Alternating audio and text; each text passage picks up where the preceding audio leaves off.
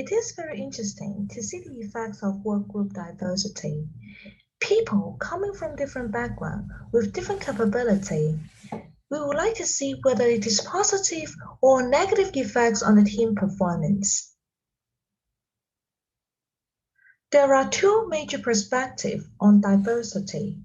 The first one is social categorization perspective. This perspective refers to the differences between workgroup members may engender the classification of others as either in-group similar or the out-group dissimilar. Indeed, this is quite interesting to note that employees, if they share some similar things, similar personality, similar characteristic, or similar values, and it is very likely that they will group together as the in-group member. But some of the other members, probably, they may not share some similar things, and so they will become the out-group members. We can see that this classification can or cannot, may or may not describe group process, in the sense that if people share some similar things, their similarity is high, it is very likely that they like each other's and they have a high level of the group cohesion. However, it doesn't mean that it is good to the team performance. Although they work happily, but it doesn't help to increase the work performance, especially because they are too similar, and so they do not have some new things occurred. That's why they also consider about the second perspective, that is the information or the decision-making perspective. This perspective refers to the diversity that may introduce differences in knowledge, expertise, information, and perspective that may help work group reach the higher quality and more creative and innovative outcomes. Because people are different in the knowledge, expertise, and something that will they have the difference.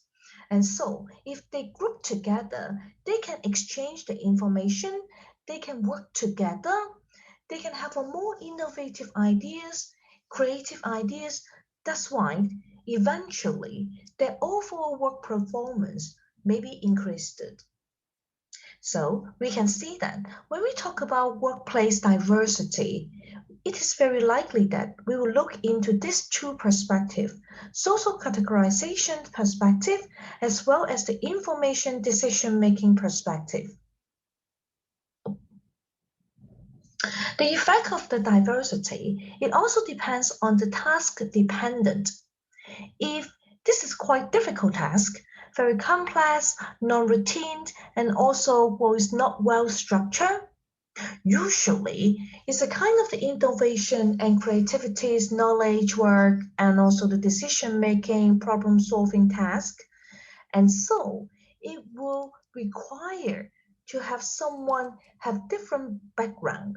So it is very likely that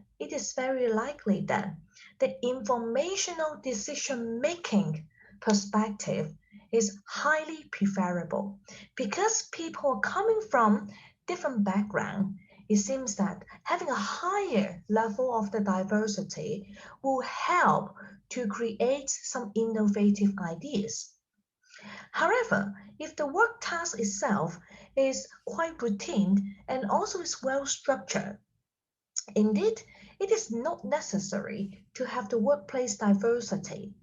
Instead, it seems that if the diversity level is low, employees are quite similar in certain extents, very similar in their ideas, in their values, in their personality and characteristic, it seems likely that it will help the performance of the team.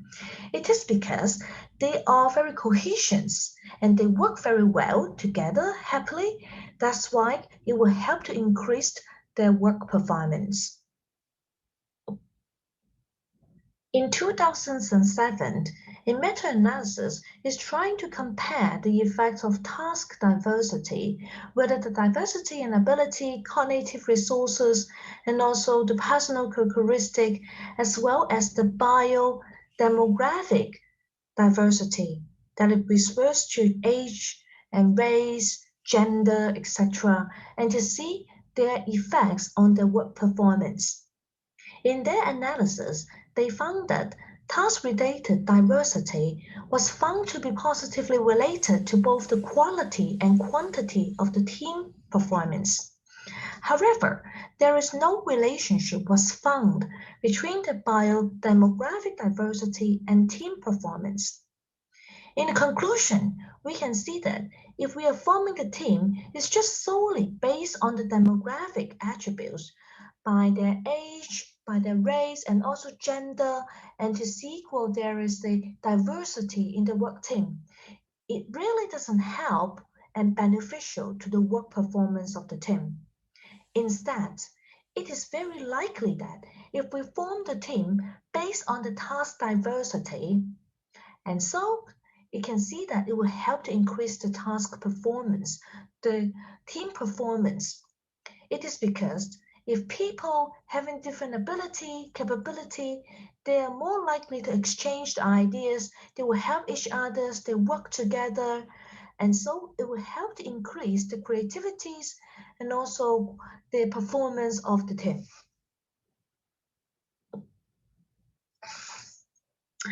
The second issue in the IPO model of team effectiveness is team process. Process refers to the activities that the team engage in when combining resources to meet the demand of the task. The example of the team process including like reflectability, communication, conflict, cohesion, as well as tasks, as well as trust. The first one is reflexibility. Reflexive teams recognize areas that need attention and development and implement improvement plan accordingly. And they will recognize the areas for the opportunities to develop and explore. In such situations, team members explicitly reflect on the team's objective. They understand what they have to pay attention to and try to understand the team's objective, strategies, and process and adapt them to the current and anticipate situation. So they will work together with other team members to explore the opportunity for the improvement and development of the team. In one of the longitudinal research studies, monitors the performance of 19 BBC TV production teams over a year.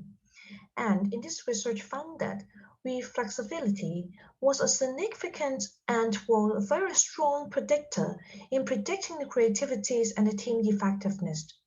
The team effectiveness was measured by audience viewing figures. What happens to this is that because the team, they will explore some new development opportunities and they will understand the team's objectives, strategies, and so in order to explore some new way to improve. In such a case, will help in to increase the creativity of the TV program. This is particularly useful for teams working in a complex environment on a difficult task. Thinking about that, if the teams are facing a very turbulent external environment, their task becomes very complex. If the team themselves, they take a proactive role in order to understand the external environment, to develop themselves, and so to cope with their individual goals with the team goals, and so will help to increase the overall team performance. Another group process is group cohesiveness. Group cohesion is the tendency for a group to stick together and they will have the common goals. You may have a question whether group cohesiveness is good or bad. According to the research, in general, there is a positive association of team cohesion with team performance because the team's members stick together, and so it's very likely they work happily and to exchange the information and idea, and so we eventually will help to increase the work performance in the team. However, think about it. If there is too high level of group cohesion, would you consider that this is good or bad to the organization? Of course, if there is a high level of the group cohesiveness, if the team goals is equivalent and work together well with the organizational goal, then it's perfect because the team themselves, they work together, stick together, and to achieve the organizational goal as well as the team goal, then this is the perfect idea and situation. However, what happens if the team goal is different from the organizational goal, but if the team itself having a very high level of the group cohesion, and the organization will become a problem. Because think about it, if the team they feel unhappy to work together for the organizational team, for the organizational goal, they don't want to cooperate. But then the team themselves, they are very cohesion. They work happily. And so what happens is that they will object the organization and the leader's idea. In such a case, it is not good to the organization performance. Therefore, we can see that if there is a too high level of the good cohesiveness, it will also not good to the organization performance. Team process will go through different stages.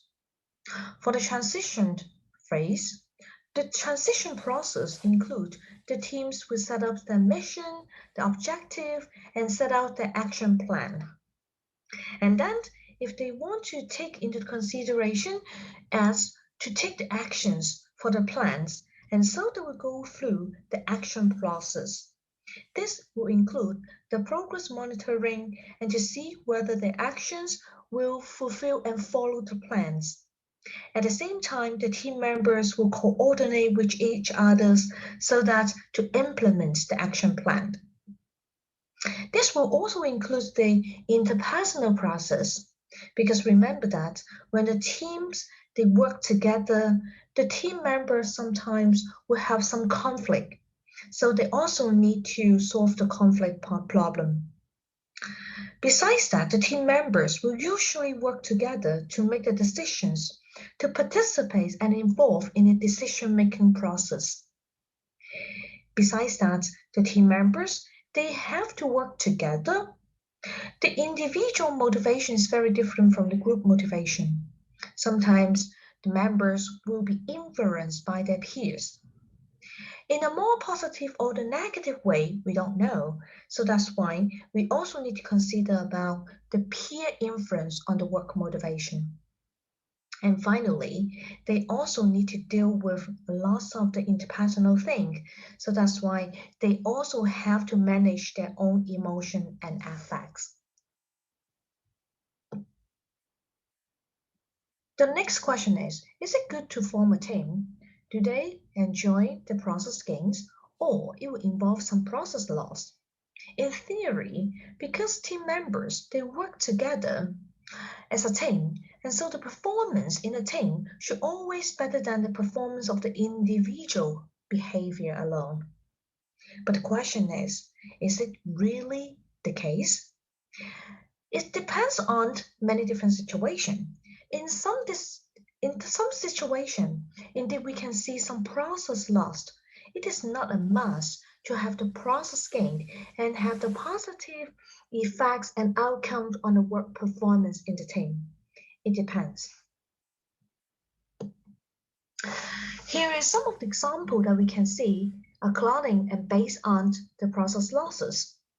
For example, like in a team, because the team members may have some conflict, and so in order to reduce the team performance, people will pay attention and spend some time and effort in reducing the conflict. Instead, they are not doing their job well, and so that's why their work performance in team is lower.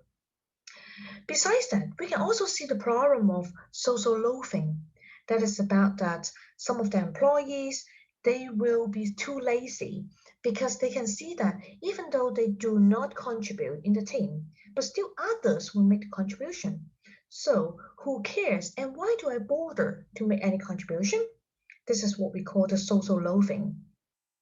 The next one is information bias, because in a team, people have different views and values, different perspective, and even though they are facing the same issue. So some people may have the bias on the information, and that's why it is also very likely and possibly to reduce the work performance in the team. Conformity, and some of the employees, they don't want to conform. They don't want to cooperate. Again, it will create lots of noise and annoying issues in the team. The next one is group things, and later on we will talk more about this. To understand team conflict, the first one is relationship conflict. Some of the example including like how much fighting about personal issue was there in the team. And some of the times people will fight about the personal issues and well, they will have the interpersonal conflict with the team members. Besides that, they may also have some disagreement about some social or personality thing. It's not related to the work, but still have some disagreement on certain issues. They're trying to fight about some non-work resources and things, and they like to fight over the personal matters. That is what we call the relationship conflict. The second one is the task conflict. Those conflicts are related to the work matters. They have some disagreement on the task-related issue, especially about their ideas on how to accomplish the work, their decisions on making according to the team, and also, well, they may have some different opinions about the work-related things. The third one is the process conflict. They will have the disagreement about the delegation issue within the team, or will have the disagreement about the process to get the things done. And they will also have a disagreement on the task responsibility within the team. And so this is about the way on how do we get the job done. And we can see that there are some different types of the conflict within the team. So the next question is, what are the effects of the team conflict? In one of the research, it shows that both task conflict and relationship conflict will have the negative effects on team performance. It is easy to understand that the relationship conflict will become bad emotions in the team and eventually will affecting the performance of the team.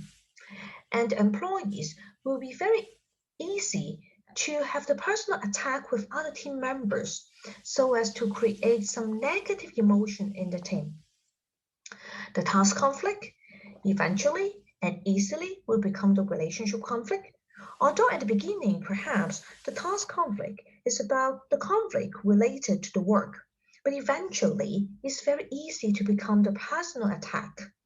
That's why it's also bad to the team performance. In other research, however, they found that only the task conflict has the positive influence on the team performance, only when it does not lead to relationship conflict. So it's quite interesting to see that if the team itself, they can clearly identify the differences between the task conflict and the relationship conflict. Indeed, this is good to have the task conflict because task conflict, it means that people are holding different opinions and perspective. If they can openly discuss those differences and they can find some innovative ways in order to solve the problem. However, the team, they have to pay attention and be cautioned that the task conflict should not and cannot become the relationship conflict. Otherwise, it is not good to the team performance. And here it is very interesting to see there is a covariant relationship between the task conflict as well as the innovation. As long as the task conflict is too low level, and so it's very likely to have a relatively low level of the innovation. It makes sense because people will share similar ideas and opinion, and so no new things come out. However, at the optimum level, and this is the ideal situation, because the employees they can have certain different opinions and ideas, and so in order to stimulate the creativity and innovation of the team. However, if there is the too extreme high level, it is also not good to the innovation because the task conflict will only hurt the environment of the team. The team members will fight with each other. So that's why this is not good for the development of the team.